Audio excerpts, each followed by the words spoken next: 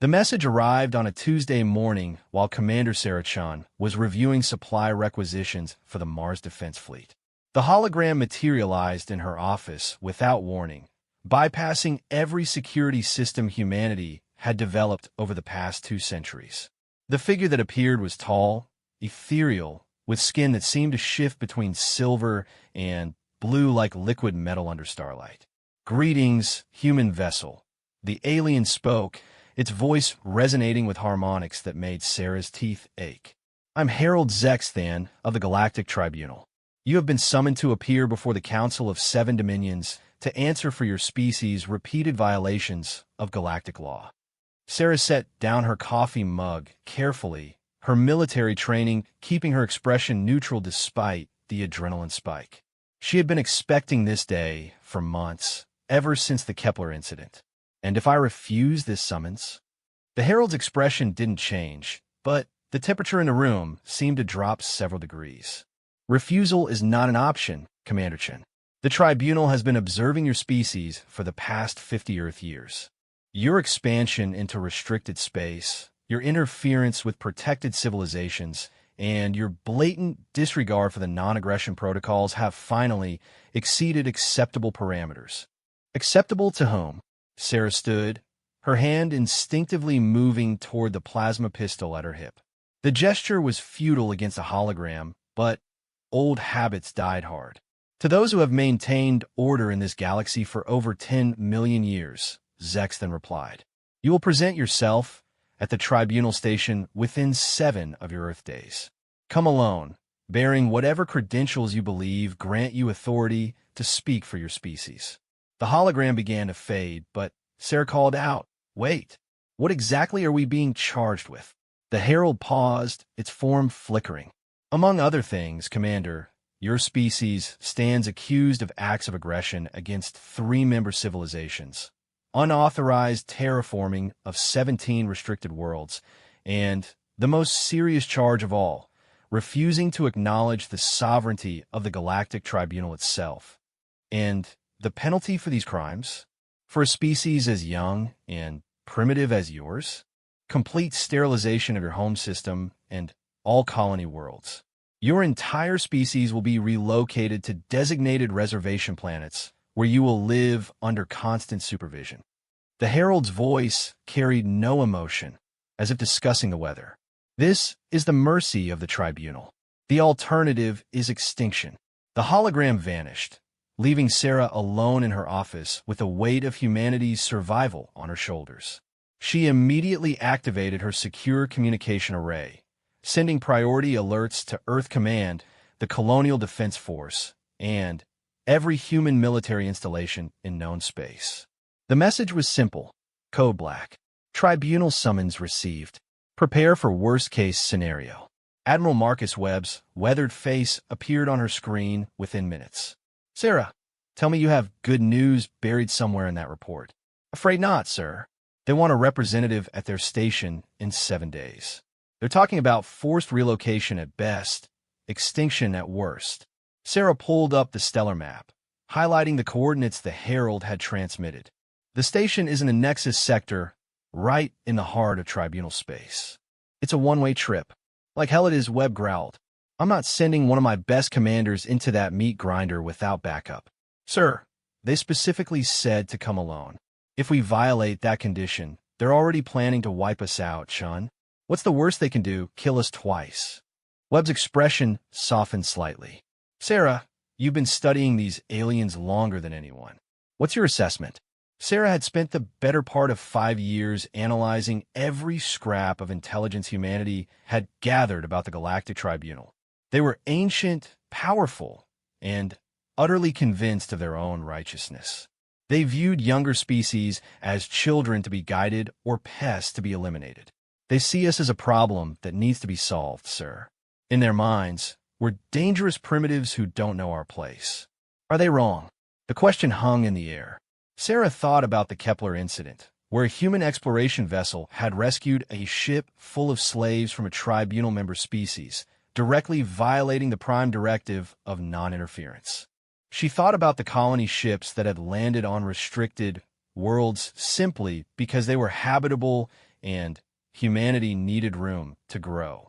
She thought about every time human forces had engaged tribunal peacekeepers in defense of human interests. No, sir. They're not wrong. We are dangerous, and we definitely don't know our place. Sarah smiled grimly. The question is whether that's something we should apologize for or be proud of. Webb nodded slowly. Get to that station, Commander. Find out what they really want and what they're really capable of. And Sarah, don't you dare apologize for being human.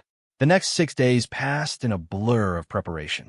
Sarah studied every piece of intelligence humanity had on the tribunal, their member species, their technology, and their legal system. She read the testimonies of the few human diplomats who had survived encounters with tribunal forces. She reviewed the classified files on every engagement between human and alien forces over the past 50 years. The picture that emerged was not encouraging. The tribunal commanded the loyalty of over 3,000 species across the galaxy. Their technology was so advanced it might as well have been magic. They had never lost a war, never retreated from a position, never shown mercy to a species they deemed irredeemably hostile.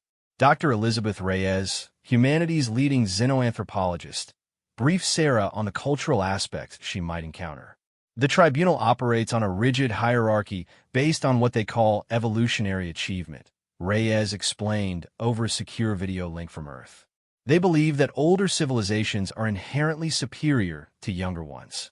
They've been spacefaring for millions of years while we've barely been off our planet for 3 centuries. So in their eyes, we're like children playing with weapons we don't understand. Worse than that, we're like children who refuse to listen to our elders and keep getting into fights with the neighbors. Reyes pulled up a holographic display showing the tribunal's member species. Look at these civilizations, Sarah. The Vorthak have been spacefaring for 800,000 years. The Zellurians have existed as a unified species for over 2 million years. The youngest member species of the Tribunal has been exploring the galaxy for 50,000 years. And they all just follow orders from this Council of 7 Dominions? Not orders, guidance. The Tribunal sees itself as the ultimate parental authority in the galaxy. They don't conquer species, they elevate them. They don't wage wars, they correct behavioral problems. Reyes' expression was troubled. The terrifying part is that they genuinely believe they're doing the right thing. From their perspective, humans are a violent, unpredictable species that poses a threat to galactic stability. Are they wrong about that either? Dr. Reyes was quiet for a long moment. Sarah, in the past 50 years, humanity has fought wars with 6 different alien species. We've colonized planets claimed by 3 different civilizations. We've interfered in 2 interstellar conflicts and consistently refused to acknowledge any authority higher than our own governments. By any objective measure, we are exactly what they say we are. So what's our defense? That sometimes being dangerous and unpredictable is exactly what the galaxy needs, Reyes replied. The Tribunal has maintained order for millions of years, but it's the order of stagnation. Their member species haven't evolved culturally or technologically in millennia because they don't need to. The Tribunal provides for all their needs and protects them from all threats. Sarah understood. So, when a species like humanity comes along, we represent chaos, change, the possibility that their perfect order isn't as perfect as they thought. Reyes leaned forward. Sarah, I need you to understand something. This trial isn't really about our crimes. It's about whether humanity will be allowed to exist as an independent species or whether we'll be forced to become just another client state of the Tribunal. On the 7th day, Sarah boarded the UES Defiance, humanity's most advanced diplomatic vessel. The ship was a marvel of human engineering, incorporating technologies reverse-engineered from captured alien vessels and powered by the latest fusion drives. It was also completely outclassed by even the oldest ships in the Tribunal fleet. Captain Rodriguez, a veteran of the Proxima Wars, stood beside her as they approached the jump point that would take them to Tribunal space. Last chance to change your mind, Commander. We could turn around right now and prepare for war. and lose every human colony outside the Sol system within a week. Sarah shook her head. No, Captain. We play this out.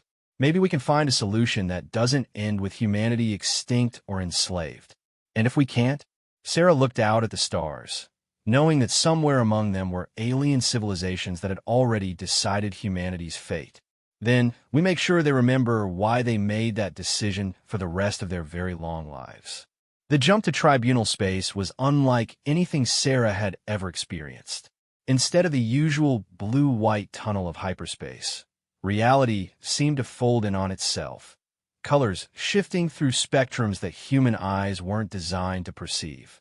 When they emerged, the Tribunal station hung before them like a small moon, its surface gleaming with technologies that humanity was still centuries away from understanding. Incoming transmission, the communications officer reported. They're requesting permission to board. Granted, Sarah replied, though she knew the word requesting was merely a formality. The Tribunal could take whatever they wanted whenever they wanted it.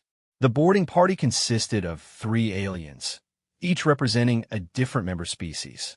The first was another herald like Zexton, its liquid metal skin reflecting the ship's lights.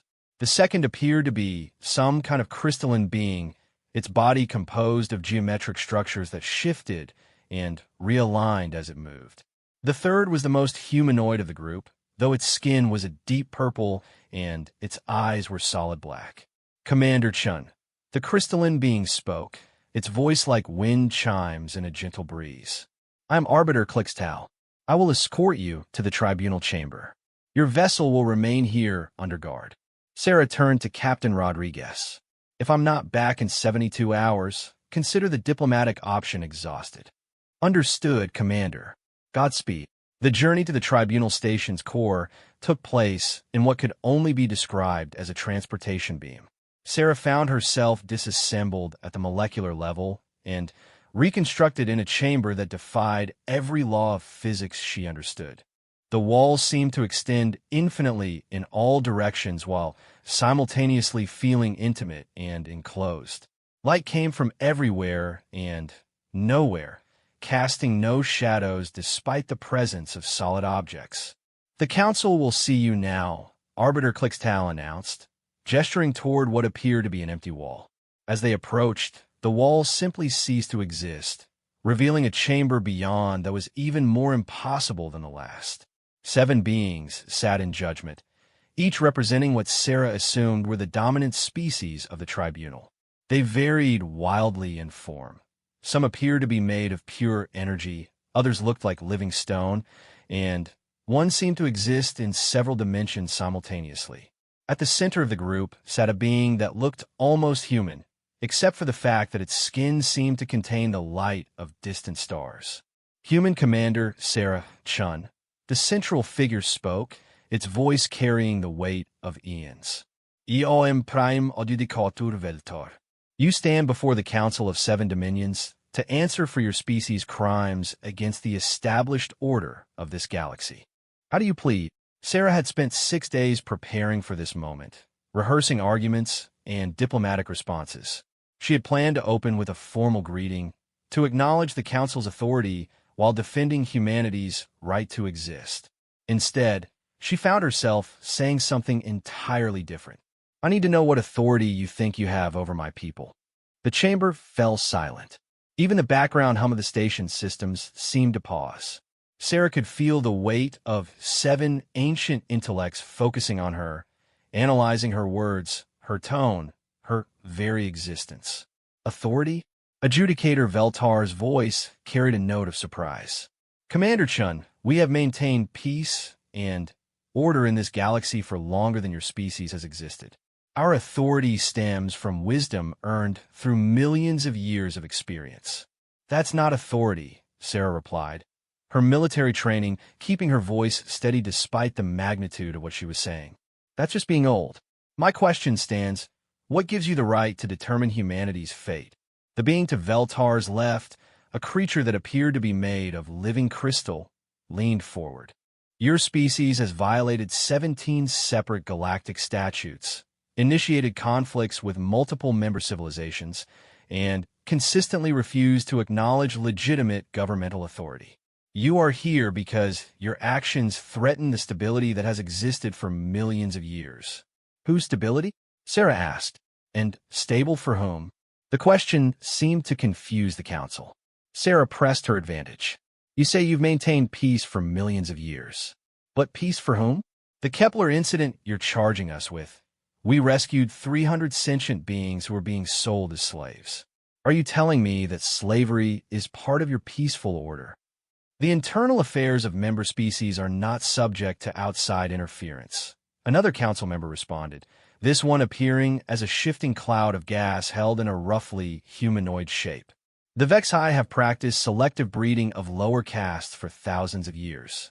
It is part of their cultural heritage.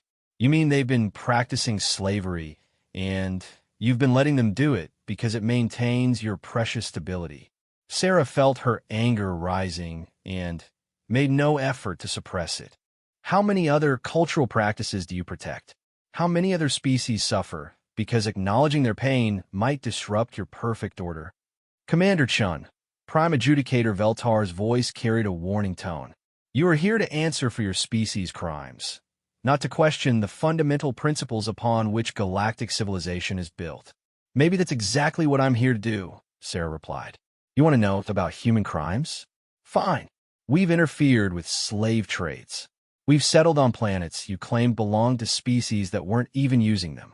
We've fought wars against civilizations that attacked us first. And, yes, we've refused to acknowledge the authority of a council that claims the right to rule over species it has never met, never understood, and never tried to help. The chamber's atmosphere seemed to shift, becoming heavier and more oppressive. Sarah could feel the power radiating from the 7 beings before her, power that could snuff out human civilization with a thought. But she had come too far to back down now. You asked how we plead to your charges, she continued. Here's our plea. Humanity rejects the authority of this council to determine our fate.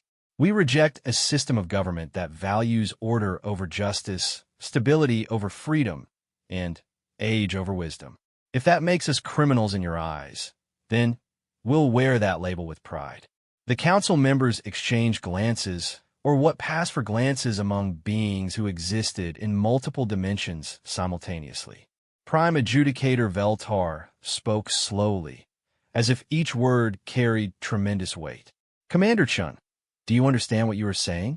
You are declaring your species' independence from the authority that governs 3,000 civilizations across this galaxy. You are choosing conflict over cooperation, chaos over order. No, Sarah replied, her voice ringing with conviction. I'm choosing freedom over slavery, justice over expedience, and growth over stagnation. And if that's not acceptable to your council, then maybe it's time for your council to change. The silence that followed was deafening. Sarah stood alone in the impossible chamber, facing beings whose power dwarfed anything humanity could imagine, and waited for their response. She had just declared war on the most powerful organization in the galaxy, and somehow she felt more alive than she had in years. Prime Adjudicator Veltar rose from his seat, and the chamber around them began to shift and expand. The walls displayed images that stretched back millions of years, the rise and fall of civilizations, the endless cycle of war and peace that had plagued the galaxy before the Tribunal's intervention. Sarah watched as star systems burned and entire species vanished from existence, their final moments preserved in perfect clarity.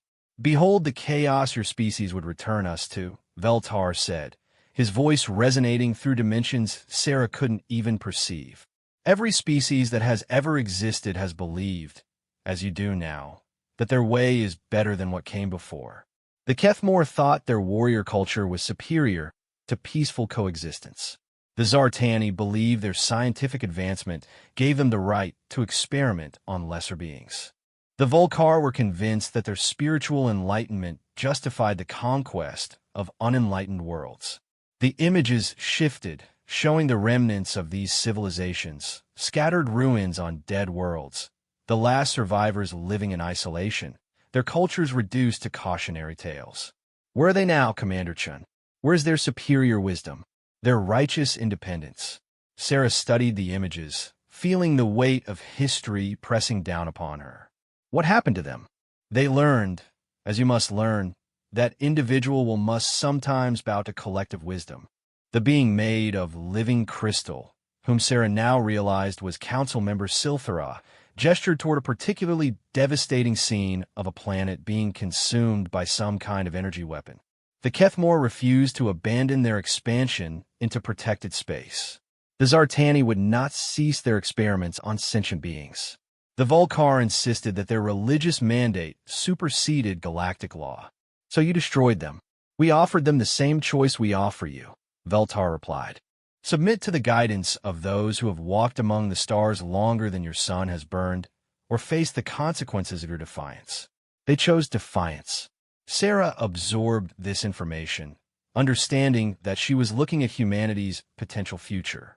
And the survivors? What happened to them? They found peace under our protection.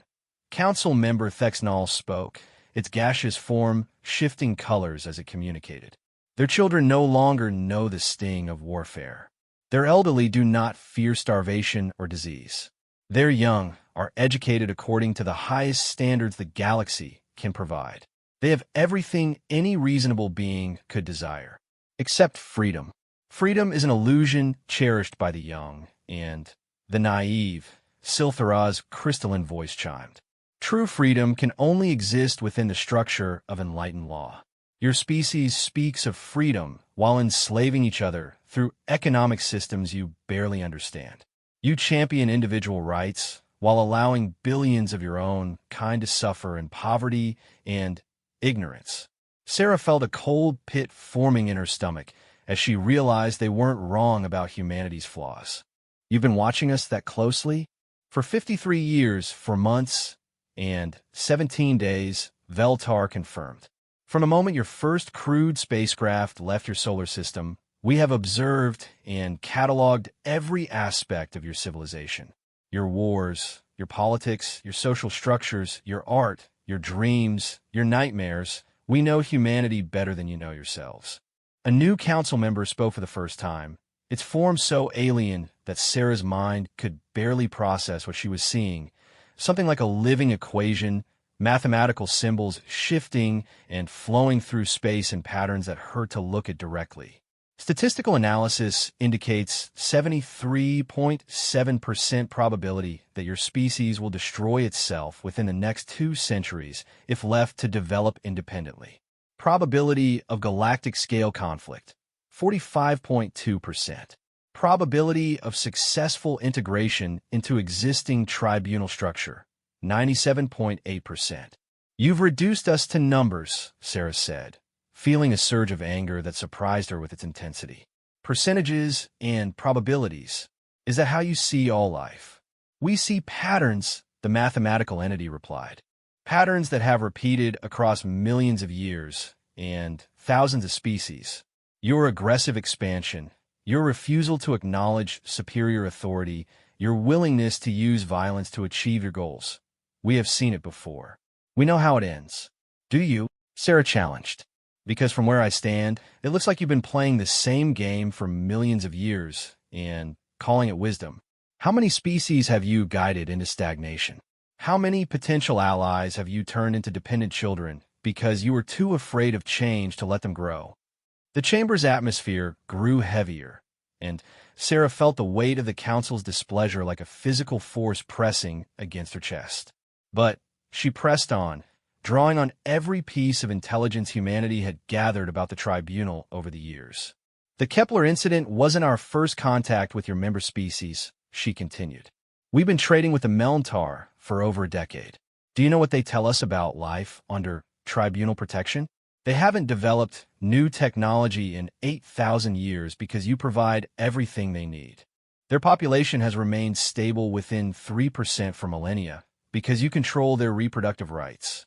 Their art, their music, their literature, all focused on themes of gratitude and contentment because expressing dissatisfaction is considered evidence of psychological instability. Council member Kravos, who appeared to be carved from living stone, rumbled to life. The Melntar are content. They live without want, without fear, without the chaos that plagued their ancestors. They have achieved what your species has never known, true peace. They've achieved what my species calls death, Sarah shot back. A civilization that doesn't grow, doesn't question, doesn't dream of something better than what it has. That's not peace. That's a beautifully maintained cemetery. And yet they live, Veltar observed, while species that chose your path lie buried beneath the rubble of their own ambitions. Tell me, Commander Chun, what value do you place on the survival of your people? The question hit Sarah like a physical blow. She thought of Earth, of the colonies spreading across human space, of the billions of people whose fate rested on her words in this impossible chamber. Everything, she admitted. Human survival is worth everything. Then, you understand our position, Silthara chimed. We offer your species survival. Not merely existence, but prosperity beyond your current imagination. No human would ever again know hunger, disease, or the fear of violent death. Your children would be educated by the finest minds in the galaxy. Your elderly would be cared for with technologies that can extend life for millennia. Your artists and scientists would have access to knowledge accumulated over millions of years. In exchange for what? Acceptance of guidance, Veltar said simply. Your species would retain its culture, its identity, its homeworld. But your expansion into space would be managed responsibly. Your contact with other species would be mediated to prevent misunderstandings. Your technological development would be carefully guided to prevent the creation of weapons that could threaten galactic stability. Sarah felt the seductive pull of the offer. An end to war, to poverty, to all the suffering that had plagued humanity throughout its history. Security for every human being that would ever be born. All they had to do was accept that they were children who needed adult supervision. And if we refuse, the mathematical entity's form shifted, displaying equations that seemed to calculate probabilities in real time. Immediate forcible relocation of all human populations to designated worlds within Tribunal space. Dismantling of all military assets. Supervised reproduction to maintain population stability. Re-education programs to eliminate antisocial tendencies. You mean slavery. We mean survival, Kravos rumbled. Your species will live. That is more mercy than we have shown others who refused our guidance, as absolutely as you have. Sarah closed her eyes for a moment, feeling the weight of human history pressing down upon her. She thought of every war humanity had ever fought, every injustice it had ever perpetrated, every mistake it had ever made. The Council wasn't wrong about humanity's flaws. They weren't wrong about the dangers of unchecked human expansion. They weren't even wrong about the suffering that human independence might cause. But when she opened her eyes again, her resolve had only strengthened. You know what your problem is? You've been playing God for so long that you've forgotten what it means to be alive. The council members exchanged what might have been glances. Veltar spoke carefully. Explain. Life isn't about avoiding mistakes. It's about learning from them, growing from them, becoming something better than what you were. Sarah gestured toward the displays, still showing the ruins of ancient civilizations. You look at those worlds and see the price of freedom. I look at them and see the cost of trying to grow without wisdom. But the answer isn't to stop growing, it's to find better ways to grow. Naive idealism. Thexnal's gaseous form pulsed dismissively. We have observed the growth patterns of thousands of species. The result is always the same. Expansion leads to conflict, conflict leads to escalation, escalation leads to destruction. Because you're always there to stop them before they can learn any other way, Sarah replied. You see a young species making mistakes, and you immediately move to control them. You never give them the chance to find their own solutions, to develop their own wisdom. The cost of such learning is measured in billions of lives, Silthara pointed out. Are you willing to accept responsibility for every death that results from human expansion? Every war your species might start? Every civilization you might inadvertently destroy? The question struck at the heart of Sarah's fears. She thought of the Kepler slaves they had rescued and the diplomatic crisis it had caused. She thought of the colony ships heading toward worlds that other species might claim. She thought of the human tendency to shoot first and ask questions later when faced with threats they didn't understand. Yes, she said finally, I accept that responsibility, not just for myself, but for my entire species. Because the alternative, eternal childhood under your protection, isn't really living at all. Council member Kel Thin spoke for the first time. Its form a shifting pattern of light that seemed to exist partially outside normal space-time. You would condemn billions of your own kind to potential death rather than accept our guidance. I would give billions of my own kind the chance to choose their own fate, Sarah corrected. Even if that choice leads to failure. Even if that choice leads to extinction. Because the right to fail is part of what makes life worth living. The mathematical entity's calculations grew more frantic, symbols cascading through its form like a waterfall of numbers. This attitude correlates with pre-extinction behavior patterns in 89.3% of observed species. Rational analysis suggests immediate intervention to prevent catastrophic outcome. Maybe your analysis is missing something, Sarah suggested. Maybe the reason all those species failed is because they were doing it alone. The galaxy is full of life, full of different perspectives and different solutions to common problems. But your tribunal doesn't encourage cooperation between equals. It only allows dependency relationships between protector and protected. Veltar leaned forward, his star-filled eyes focusing intently on Sarah. You suggest an alternative to the system that has maintained galactic peace for millions of years. I suggest that maybe it's time to try something new, Sarah replied. Instead of one dominant power controlling everything, what if younger species were allowed to form alliances? What if they were permitted to make mistakes and learn from them together? What if the tribunal's role was to offer guidance and assistance rather than control and domination? The silence that followed was different from before. Sarah could sense the council members communicating with each other through channels her human senses couldn't perceive. When Veltar finally spoke, his voice carried a note of something that might have been uncertainty. What you propose has never been attempted. The risks are incalculable. The risks of continuing on your current path are pretty calculable, though, Sarah pointed out. How long before even your member species start to stagnate beyond recovery? How long before the peace you've built becomes so rigid that it shatters at the first real challenge it faces? Silthara's crystalline form shifted, reflecting light in new patterns. You speak of challenges that may never come. I speak of challenges that are already here, Sarah replied. Humanity is proof that your system isn't perfect.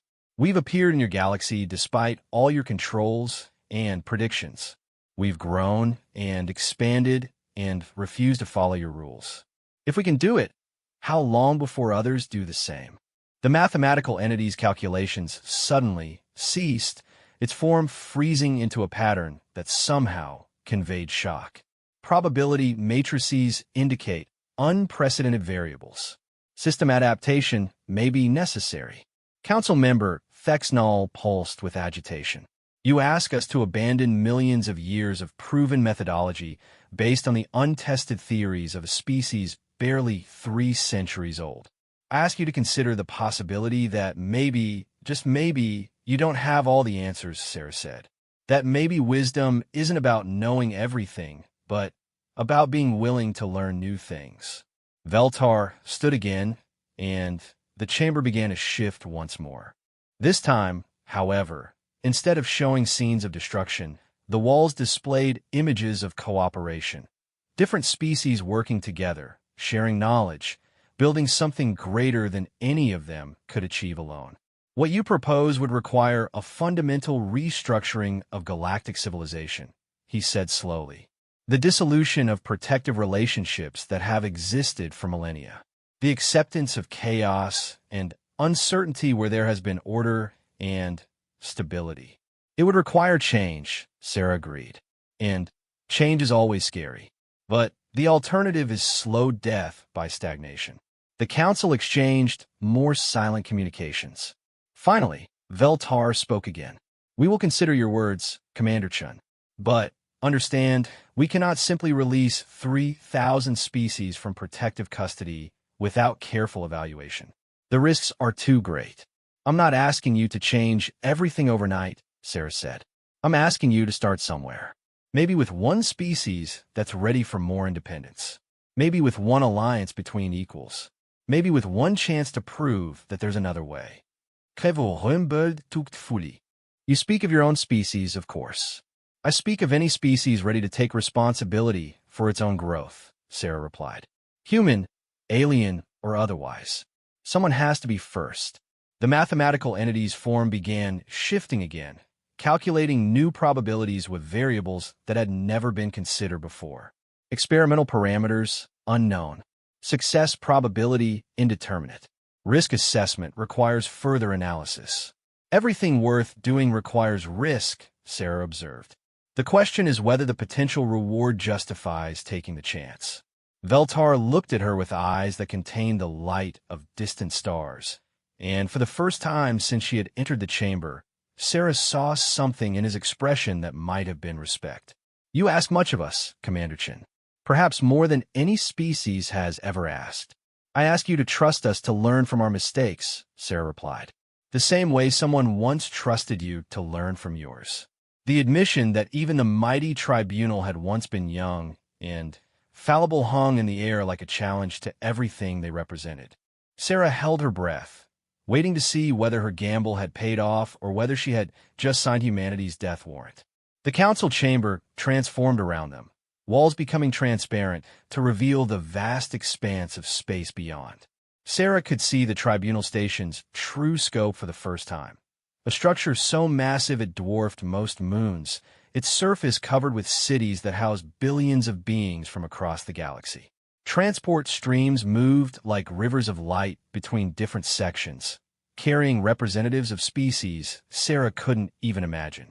Do you see them, Commander Chun? Veltar gestured toward the streams of light carrying countless alien beings.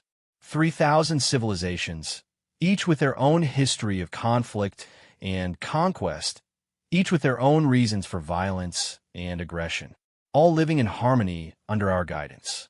Sarah watched the orderly movement of beings through the station's corridors. It was beautiful in its efficiency, peaceful in its predictability. It was also sterile in a way that made her skin crawl. They look like ants, she said quietly.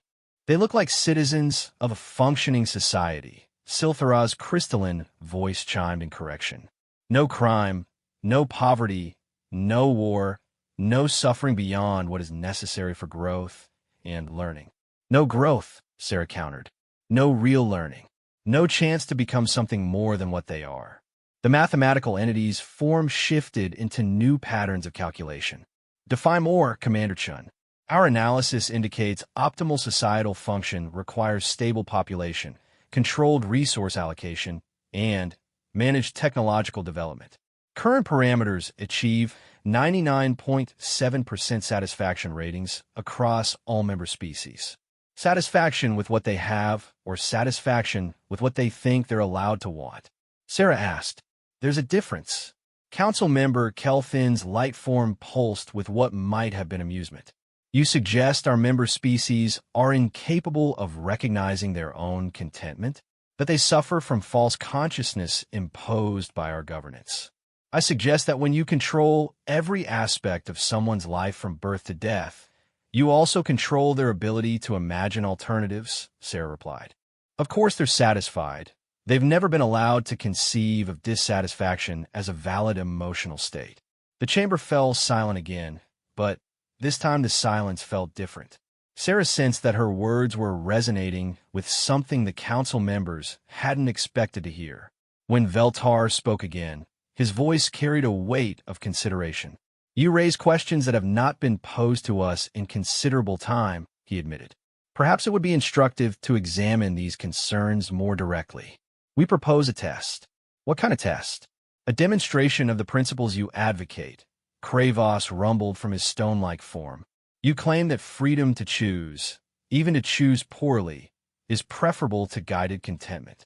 You argue that growth through conflict and struggle produces superior outcomes to growth through protection and guidance. Sarah felt a chill run down her spine. What exactly are you proposing? Fexnal's gaseous form shifted colors as it spoke.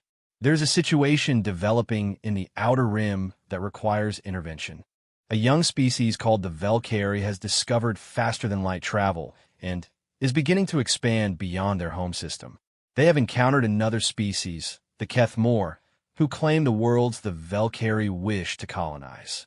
Standard protocol would be to impose a solution that satisfies both parties while maintaining stability, Veltar continued. The Velcari would be relocated to designated worlds under our protection. The Kethmore would retain their territorial claims while accepting our guidance in managing them responsibly. Sarah could see where this was heading. But you're offering me an alternative.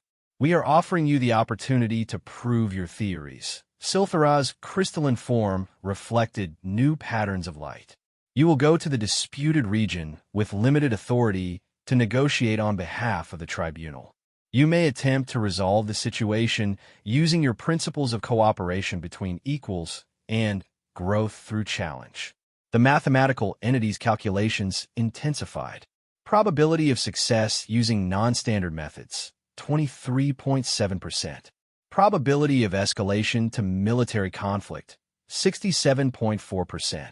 Probability of complete mission failure resulting in loss of life, 41.8%.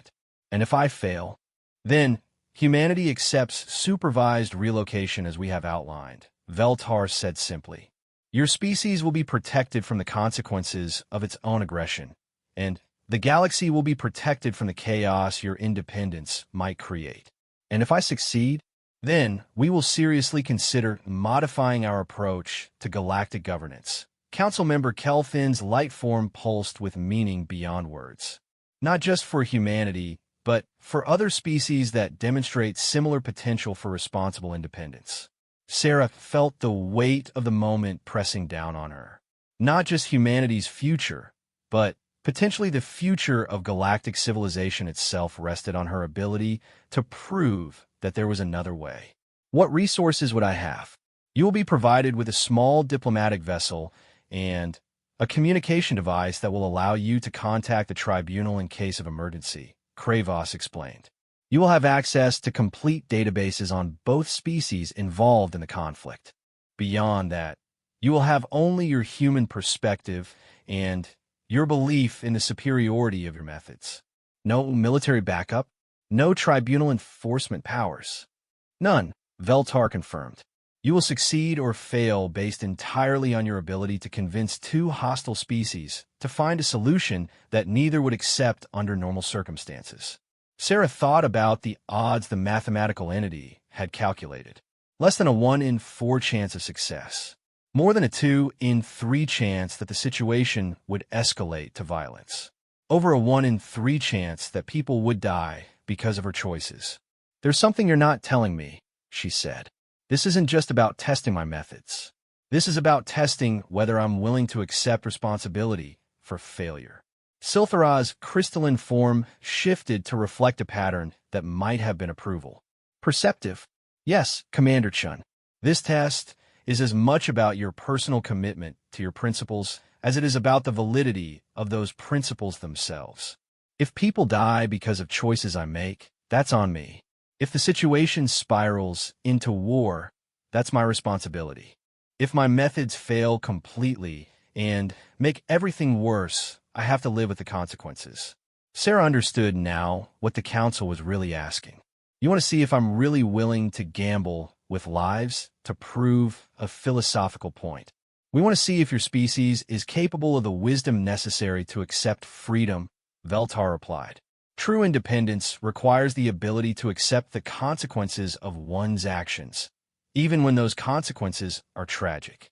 The mathematical entity's form stabilized into a pattern that somehow conveyed certainty. Analysis complete. Acceptance of full responsibility for mission outcomes correlates with 15.3% increase in overall success probability. Revised projections indicate 39% chance of acceptable resolution. Still not great odds, Sarah observed. Better than the odds of your species surviving if you refuse the test, Thexnall pointed out. And considerably better than the odds of fundamental change in galactic governance if you accept protective custody. Sarah looked around the chamber at the 7 beings who had shaped galactic civilization for longer than humanity had existed as a species. They had offered her an impossible choice between guaranteed survival under their control or a slim chance at freedom through a test she was likely to fail. It should have been an easy decision. I need to know something first, she said. The Velkari and the Kethmore, are they going to know who I am? That I'm representing humanity as well as the Tribunal. They will know exactly who you are and what this test means, Veltar confirmed. Complete transparency is a requirement for the validity of this experiment. So no pressure at all, Sarah muttered. Then, louder, if I accept this test and somehow manage to succeed, what guarantee do I have that the Tribunal will honor its commitment to consider changing its methods? Council member Kelthin's light form shifted to a pattern of absolute certainty. The word of the Council of 7 Dominions has been given to every member species for millions of years. It has never been broken, and if you determine that humanity isn't ready for independence even after I succeed, then we will work with your species to develop the wisdom necessary for eventual freedom, Silthara chimed. But it will be development, not stagnation. Growth, not mere maintenance. Sarah realized that this was the best offer humanity was likely to get. A chance to prove that there was another way, even if the odds were stacked against her. A chance to earn freedom rather than simply demanding it. A chance to take responsibility for the consequences of that freedom. I accept your test, she said. The chamber began to shift again, walls reconfiguring themselves into new patterns that hurt to look at directly. Sarah felt herself being analyzed at the molecular level as information downloads began flooding her consciousness. Data about the Velkari and Kethmore civilizations, their histories, their cultures, their technologies, their grievances, all of it compressed into formats her human brain could process. The Velkari were a species of amphibious humanoids who had achieved spaceflight through what could only be described as brute force engineering. Massive rockets that barely worked but somehow kept getting them where they wanted to go. They were aggressive, territorial, and absolutely convinced that expansion into space was their species' destiny. They had colonized 3 systems in the past 50 years and were showing no signs of slowing down. The Kethmore were silicon-based entities who reproduced by spreading spore-like colonies across planetary surfaces. They didn't build cities or ships in any conventional sense. They became part of the worlds they inhabited, turning entire planets into extensions of their collective consciousness. They had claimed 17 systems over the past 2 centuries, transforming them into garden worlds of crystalline beauty. The conflict was as inevitable as it was tragic. The Velkari needed worlds with large bodies of water to support their biology. The Kethmore transformed planetary surfaces in ways that made them uninhabitable for most other species. 3 systems lay in the disputed zone, each containing worlds that both species considered essential for their survival. Under normal tribunal intervention, the solution would be straightforward. The Velkari would be relocated to suitable worlds in a different sector. The Kethmore would retain their territorial claims, but accept limits on their expansion. Both species would be placed under tribunal protection to prevent future conflicts. Instead, Sarah would have to find a way to get 2 fundamentally incompatible species to coexist in the same region of space, without military force, without the authority to impose a solution, with only her ability to convince them that cooperation was possible. The diplomatic vessel UES Harmony has been prepared for your mission, Veltar announced as the information downloads concluded. You will depart within 6 hours. The journey to the disputed zone will take approximately 4 days. 4 days to figure out how to save my species and prove that freedom is worth the risk, Sarah said. No pressure at all. Kravos rumbled what might have been laughter. The greatest tests rarely come with adequate preparation time, Commander Chen. If they did, there would not be tests at all. As Sarah was escorted back toward the transportation chamber, Veltar called out to her one final time. Commander Chun, there is something you should understand about this test. Success is not measured solely by preventing conflict between the Velkari and Kethmore. Sarah turned back to face him. What do you mean? Success is measured by creating a solution that could be replicated throughout the galaxy, he explained. If you simply convince these two species to coexist through circumstances that could never be reproduced elsewhere, you will have proven nothing about the viability of your approach. You wanted to find a method that could work for any two species in conflict. We want you to demonstrate that cooperation between equals can produce superior outcomes to guidance from above, Silthara clarified. Not just in this instance, but as a general principle of governance. Sarah felt the full weight of what she was attempting settle on her shoulders. She wasn't just trying to prevent one war. She was trying to prove that an entirely different approach to galactic civilization was possible. If she succeeded, it could change the fate of every species in the galaxy. If she failed, humanity would lose its independence forever. No pressure at all, she repeated as she stepped into the transportation beam that would take her to the vessel that might determine the future of galactic civilization. The UES Harmony was unlike any vessel Sarah had ever seen. Where human ships were built for function and efficiency, this diplomatic vessel seemed designed for communication itself. The walls could display real-time translations in over 3,000 languages. The environmental systems could accommodate virtually any known form of life, and the conference rooms could be reconfigured to match the cultural expectations of dozens of different species. During the 4-day journey to the disputed zone, Sarah immersed herself in every piece of available data about the Velkari and Kethmore. She studied their histories, their psychologies, their fundamental drives and fears. The more she learned, the more impossible her task seemed. The Velkari were a proud warrior culture that had fought their way to the top of their homeworld's food chain through centuries of brutal conflict.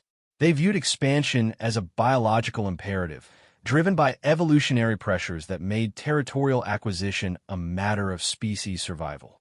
Their concept of honor was tied directly to their ability to claim and hold resources, and backing down from a challenge was considered the worst form of cowardice. The Kethmore were equally committed to expansion, but for entirely different reasons.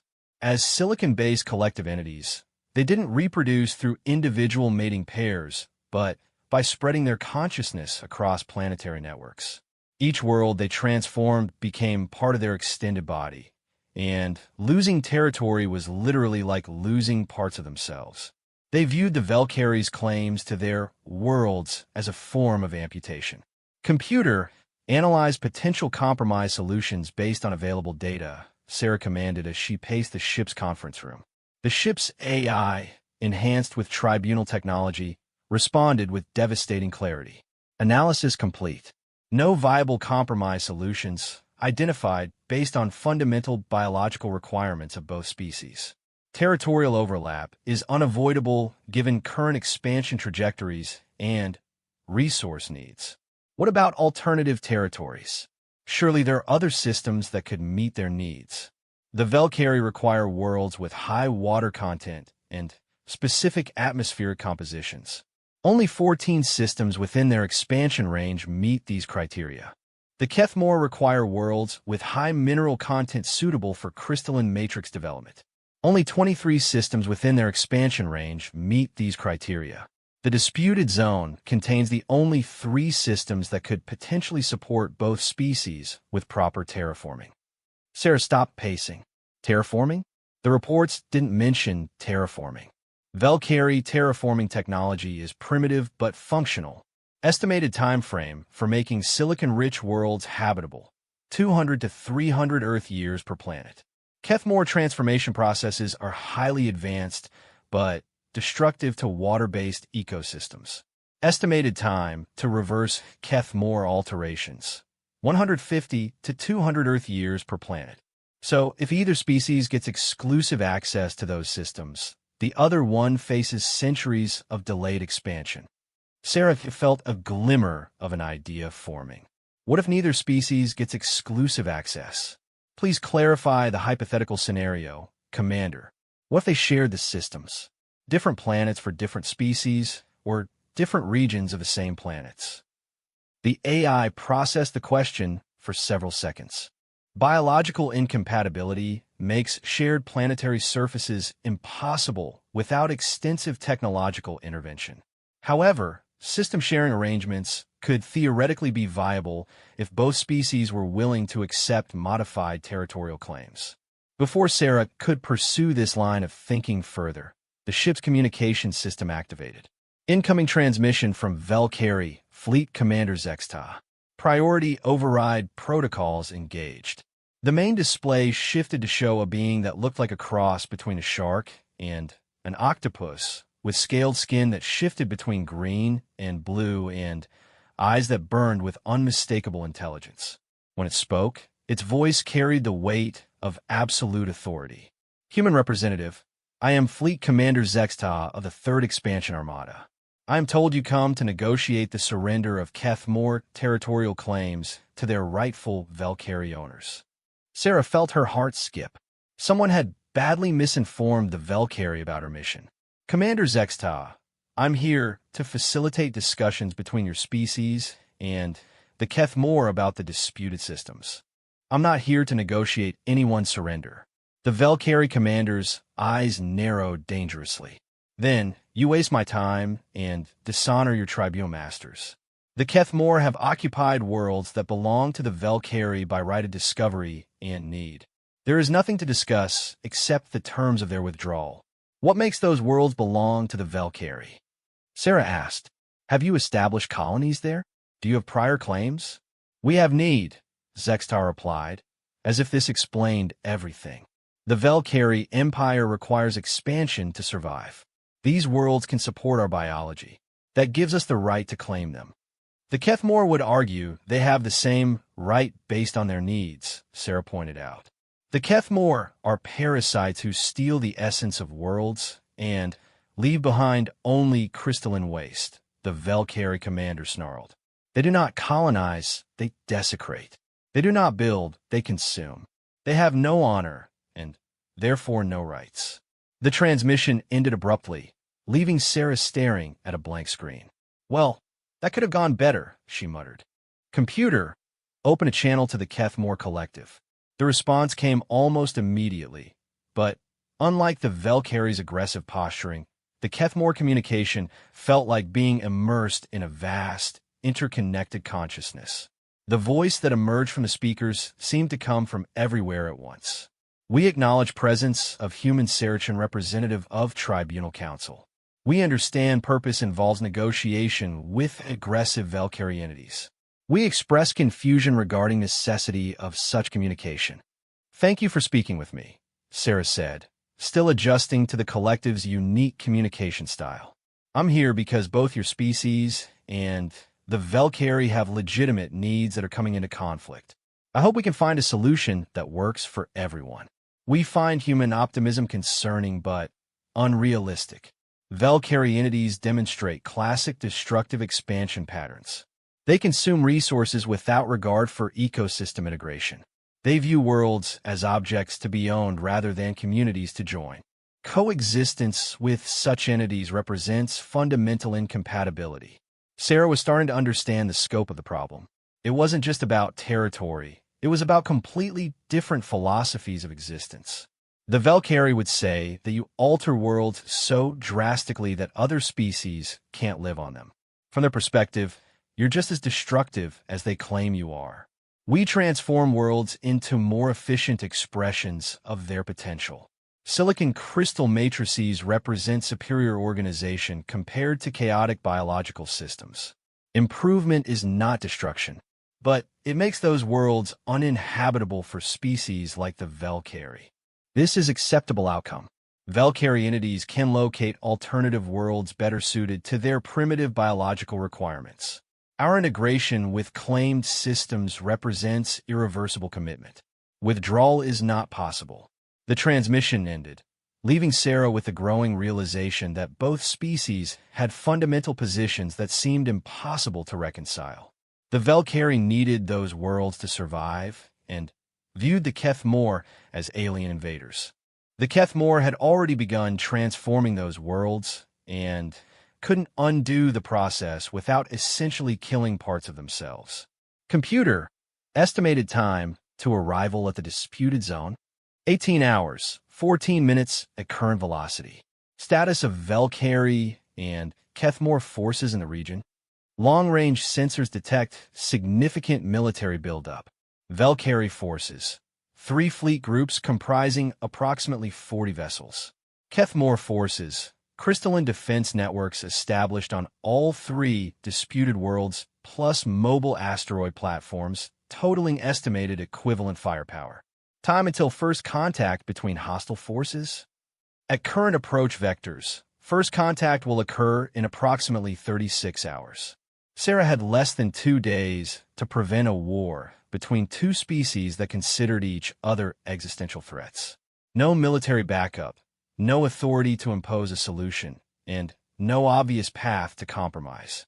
The mathematical entity back at the Tribunal station had calculated her chances at less than 40% even before she understood how impossible the situation really was. She spent the next several hours reviewing every diplomatic precedent she could find in the Tribunal's databases. The vast majority of conflicts were resolved through what the Council called guided allocation, essentially imposing solutions from above that neither party particularly liked, but both could live with. The few examples of species reaching independent agreements all involve situations where compromise was possible because fundamental needs didn't directly conflict. That's when Sarah found it, buried in a sub-file of historical records that most researchers probably never accessed. The case of the Mortaki and the Velneth, 2 species that had fought a devastating war over mining rights in a sector rich with rare minerals. The conflict had lasted for decades and resulted in the near extinction of both species before the Tribunal finally intervened. But there had been a brief period just before the final escalation, when representatives of both species had attempted to negotiate a solution without outside intervention. They had failed ultimately, but their approach had been interesting. Computer, analyzed the Mortaki-Velneth negotiations. What was their proposed solution? The Mortaki-Velneth Accord proposed a system of rotational access based on complementary resource extraction cycles. The Mortaki would extract surface minerals during certain periods, while the Velneth would extract deep core materials during others. The proposal failed when both species demanded primary access rights to the most valuable deposits. But the basic concept, complementary access rather than exclusive control. The concept has theoretical merit for situations involving non-overlapping resource requirements. However, implementation requires high levels of trust and coordination between participating species. Sarah felt the idea crystallizing in her mind. The Velkari and Kethmor weren't just fighting over territory. They were fighting over the right to transform that territory to meet their species' needs. But what if transformation itself could be complementary rather than competitive? Computer, analyze Kethmor crystalline transformation processes. How do they affect planetary geology? Kethmor transformation typically involves silicon matrix integration into planetary crust, subsurface mineral reorganization, and atmospheric composition adjustments. Primary effects are aesthetic and structural rather than chemical composition changes at the deep geological level. And Velkari terraforming requirements. Velkari terraforming focuses primarily on atmospheric composition, surface water distribution, and ecosystem development.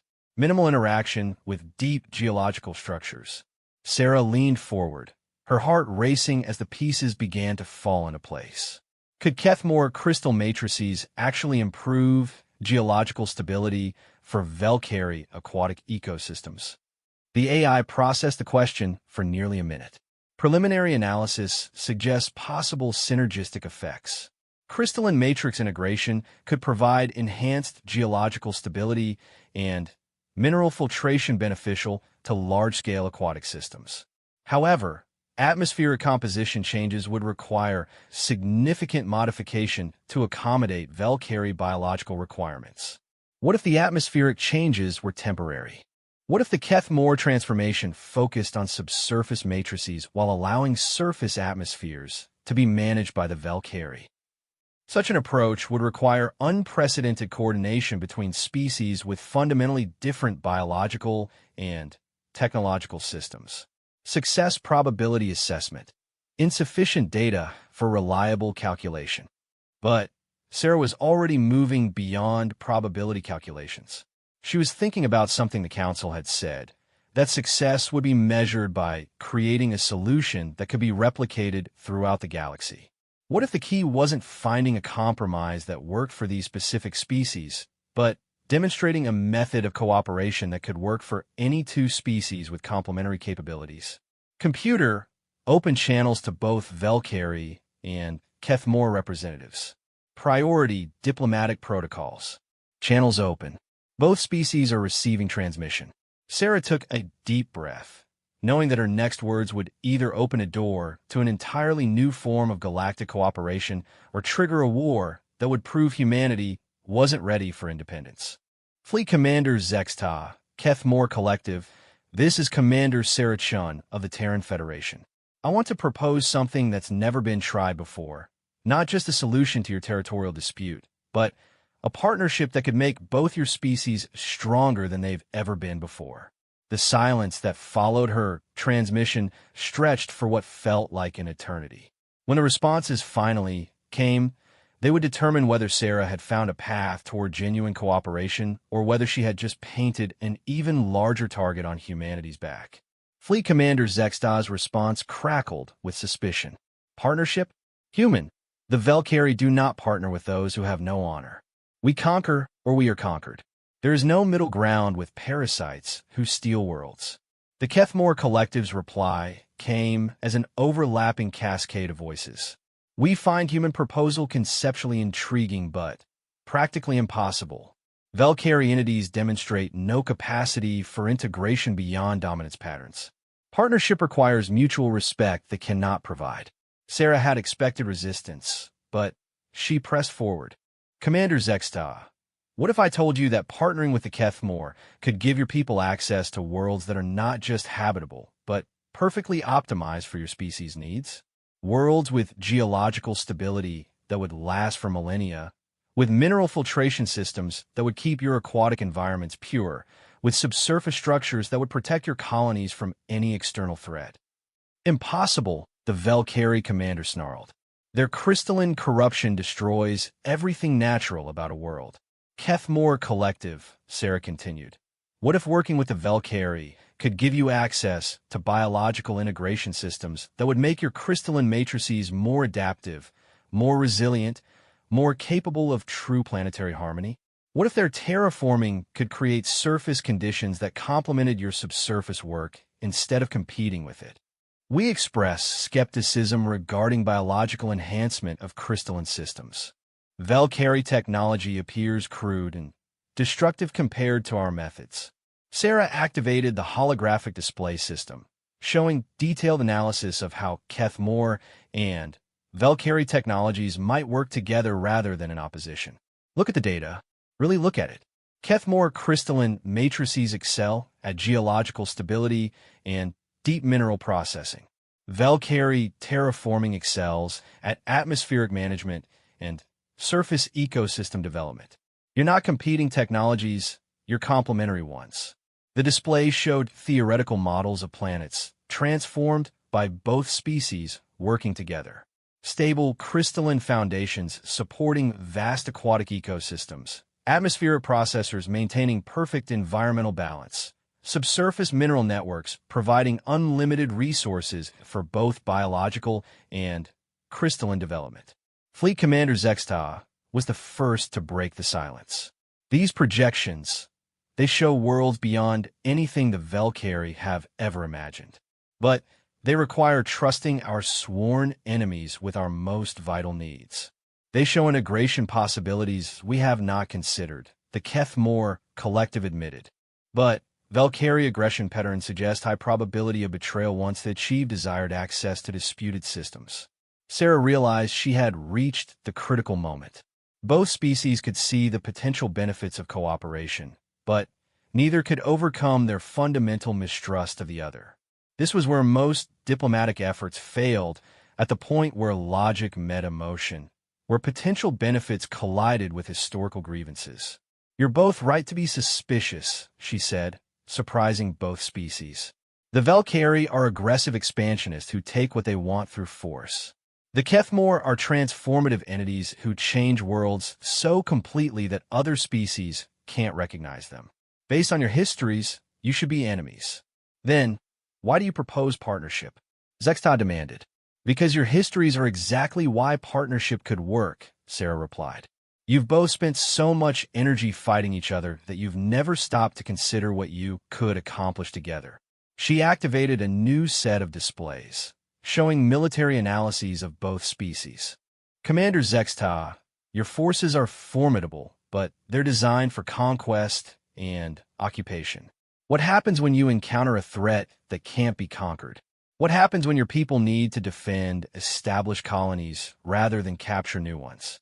The Valkyrie adapt, Zexta said, but there was uncertainty in his voice. Kethmore Collective, your defensive capabilities are unmatched, but your expansion is slow and vulnerable during the transformation process. What happens when a fast-moving threat appears before your crystalline networks are fully established? We have encountered no such threats to date, the collective replied, but Sarah could sense their concern. You haven't encountered such threats because you've been operating in sectors where the Tribunal maintains stability, Sarah pointed out. But what about expanding into regions where the Tribunal has less influence? What about dealing with species that don't respect Tribunal authority? Both species fell silent as they processed the implications. Sarah pressed her advantage. Working together, you'd have the Valkyrie's rapid response capabilities protecting Kethmore worlds during their vulnerable transformation periods. You'd have Kethmore defensive networks providing unbreachable security for Valkyrie colonies. You'd have combined technologies that neither species could develop alone. And you would have something even more valuable, Sarah continued. You'd have proof that cooperation between equals is possible. That different species can work together without one dominating the other. That partnership can create something greater than either could achieve alone. Fleet Commander Zexta's image shifted as he leaned forward. You speak of cooperation between equals, but you have not demonstrated equality. The Kethmore claim worlds we need. We claim worlds they need. How does partnership resolve this fundamental conflict? By changing the nature of the claim itself, Sarah replied. Instead of fighting over who owns which worlds, you work together to develop all the worlds in ways that benefit both species. Elaboration required. The Kethmore Collective requested. Sarah activated a detailed proposal she had been developing during the conversation. The 3 disputed systems contain 9 planets total.